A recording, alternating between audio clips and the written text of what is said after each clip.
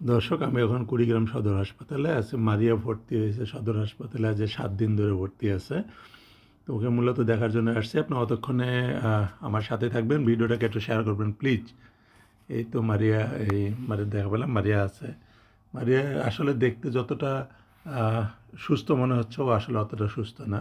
ওর ভিতরে খুবই অস্বস্তি বোধ করতেছে। ও সারা সময় এরকম কোলেই থাকে, বিছানা থাকে না। বিছানা দিলে কান্নাকাটি করে। ওর পেটে ব্যথা, ওই লিভারের থেকে পেটে ব্যথা প্লাস জ্বর আসছে, নিউমোনিয়া হচ্ছে, অনেক ধরনের অসুখ আছে। তো ওকে অলরেডি ঢাকা বঙ্গবন্ধু হসপিটালে রেফার করা হয়েছে। তো আমি সবার দৃষ্টি আকর্ষণ করছি, এর আগেও বলছি যে আপনারা একটু প্লিজ সহায়তার হাত বাড়িয়ে দিন। সামনে ঈদ উপলক্ষেও সহায়তার হাত বাড়িয়ে দিন।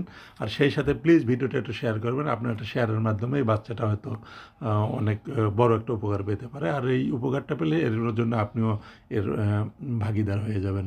অবশ্যই এর জন্য আপনি ভালো কিছু পাবেন ইনশাল্লাহ, যদি এ করেন। তো আপনি এই যে আমি পাশাপাশি ভিডিওটা দিচ্ছি যে এখানে ডাক্তার যে রিপোর্ট করছে বঙ্গবন্ধু হসপিটালে, কাগজটা দেখাচ্ছি।